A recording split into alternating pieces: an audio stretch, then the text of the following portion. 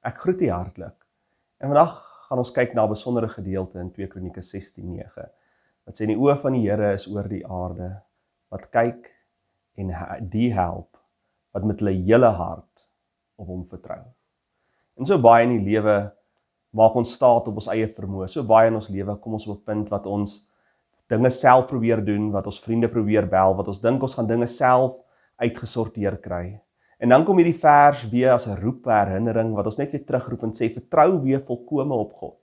Sodat God weer kan voorsien, dat God in die probleme, in die struikel, in die soeg, in die chaos van die lewe weer kan ingryp en ons kan help.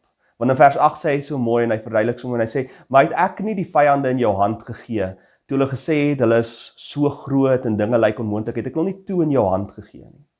En het God nie in jou lewe, al wanneer dinge onmoontlik klink, of wanneer dinge dink dit gaan nie uitwerk nie, al vir jou voorsien of vir jou 'n uitweg gegee nie.